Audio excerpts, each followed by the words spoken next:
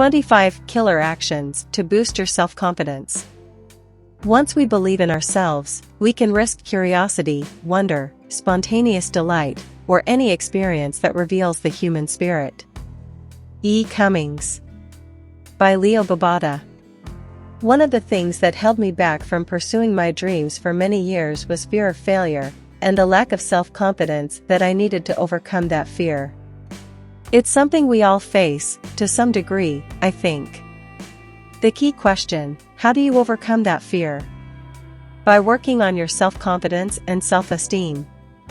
Without really thinking of it in those terms, that's what I've been doing over the years, and that's what helped me finally overcome my fears, and finally pursue my dreams.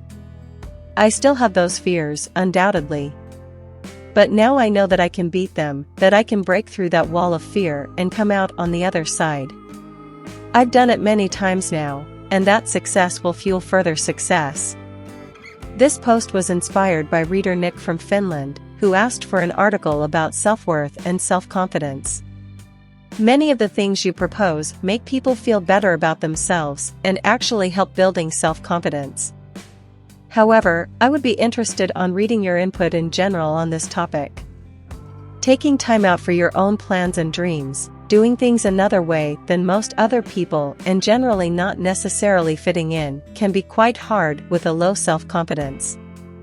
Truer words have never been spoken. It's near impossible to make time for your dreams, to break free from the traditional mold, and to truly be yourself, if you have low self-esteem and self-confidence. As an aside, I know that some people make a strong distinction between self-esteem and self-confidence. In this article, I use them interchangeably, even if there is a subtle but perhaps important difference, the difference being whether you believe you're worthy of respect from others, self-esteem, and whether you believe in yourself, self-confidence.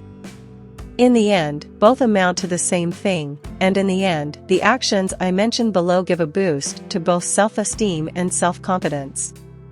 Taking control of your self-confidence. If you are low in self-confidence, is it possible to do things that will change that? Is your self-confidence in your control? While it may not seem so, if you are low in self-confidence, I strongly believe that you can do things to increase your self-confidence. It is not genetic, and you do not have to be reliant on others to increase your self-confidence. And if you believe that you are not very competent, not very smart, not very attractive, etc., that can be changed. You can become someone worthy of respect, and someone who can pursue what he wants, despite the naysaying of others. You can do this by taking control of your life, and taking control of your self-confidence. By taking concrete actions that improve your competence, your self-image, you can increase that self-confidence, without the help of anyone else. Below, I outline 25 things that will help you do that. None of them is revolutionary, none of them will do it all by themselves. The list certainly isn't comprehensive. These are just some of my favorite things, stuff that's worked for me.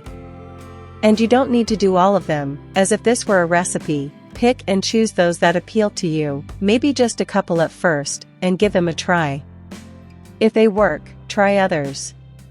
If they don't, try others. Here they are, in no particular order. 1. Groom yourself.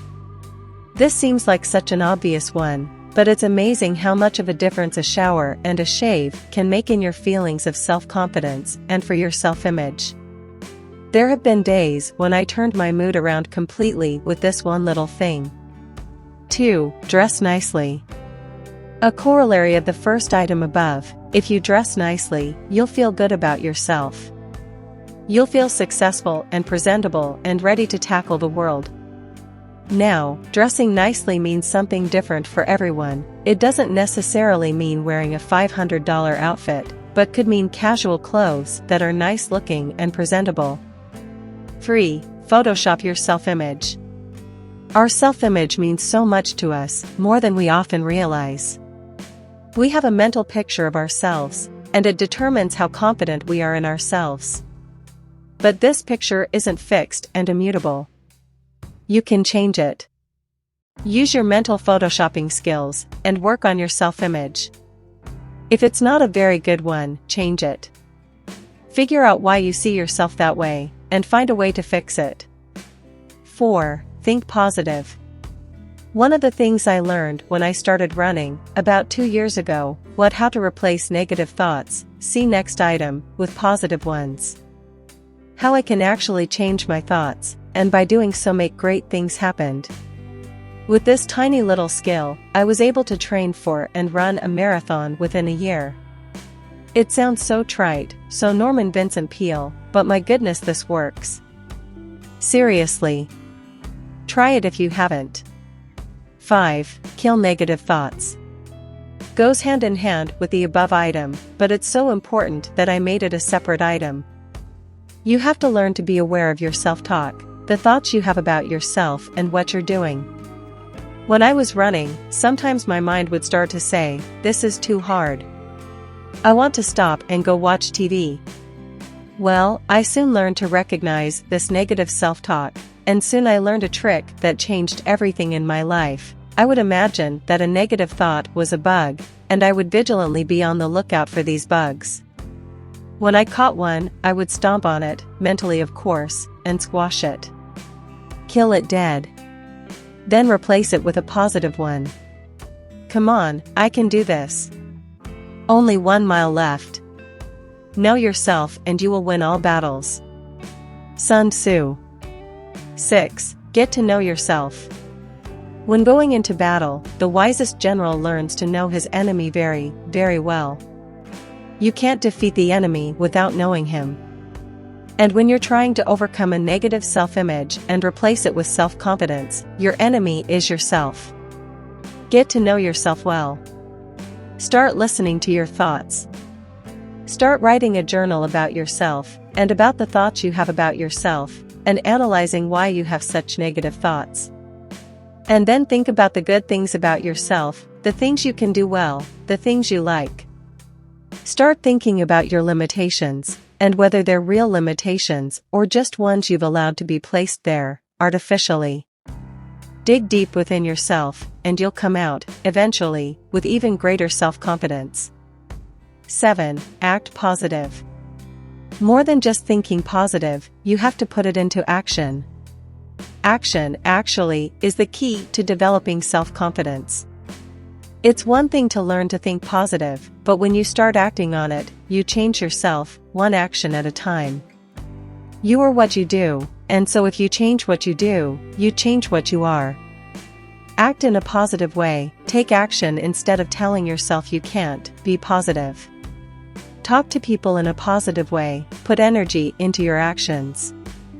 You'll soon start to notice a difference. 8. Be kind and generous. Oh, so corny. If this is too corny for you, move on.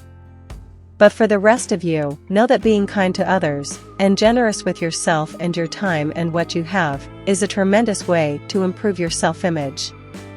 You act in accordance with the golden rule, and you start to feel good about yourself, and to think that you are a good person. It does wonders for your self-confidence, believe me. One important key to success is self-confidence. A key to self-confidence is preparation. Arthur Ashe.